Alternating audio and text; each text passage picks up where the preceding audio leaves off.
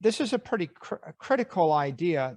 In order to be property or a commodity, that is a commodity or property is like gold or land or soybeans or a stack of lumber, right?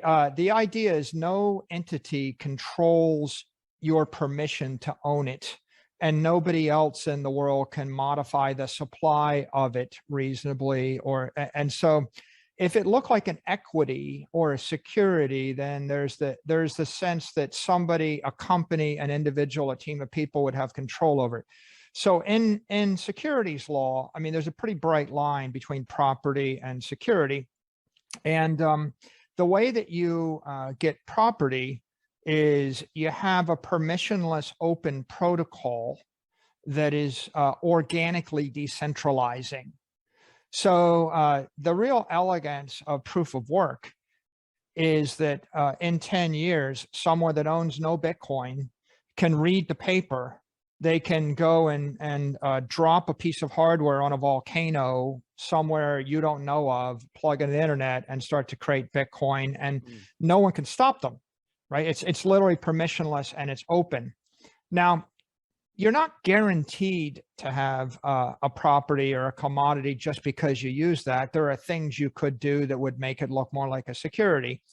But the fact that Bitcoin has the history it has, where the Satoshi coins never moved for about 18 months, I mean, from whatever, January 3rd of 2009 to May 22nd of 2010, that pizza day, the product basically was mined kind of as a hobby.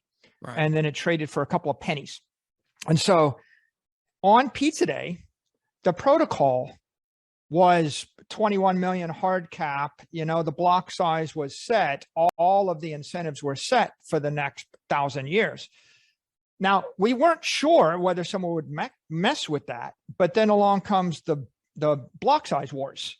And the block size wars, there's a little civil war, and the conclusion is the original protocol was unchanged, and now Bitcoin has this 12, 13-year history where the protocol hasn't changed, and no one ended up getting any of it in a pre-mine or initial coin offering, and there's no treasury and no management team, which means that anybody holding Bitcoin today either mined it or they paid a fair value. And the fair value came many, many years after pizza day, right? So like in my company's case, we put nearly $4 billion up to buy less than, 0.75% of the supply. And we had to pay 3 billion, 750 million, some huge amount of money. If you're a regulator and you're looking at it, you say, well, that looks like a fair distribution and it is property. And of course, we actually have pretty clear consensus from the SEC and other regulators around the world that it is property. The issue with flipping it is like, some people would say, oh, it's great if we can do it without energy. But the problem with flipping it is that there is no proof of stake network that has been acknowledged as a property yet. So the regulatory hurdle that's going to have to be covered by other consensus mechanisms, they have to get consensus that they're property. And in fact, you're working against a hurdle, which is, I think on multiple occasions, regulators have said that if you stake something and get a yield on it, it's an investment contract. And if it's an investment contract, it becomes security. If security is not a commodity, if it's not a commodity, it's not property. Now, a security has value. It looks like a company equity. And if you had 24/7, 365 trading security tokens, that's a lot better than traditional equity, public equity, which only trades 9:30 to 4 on two markets, the NASDAQ and the NYSE.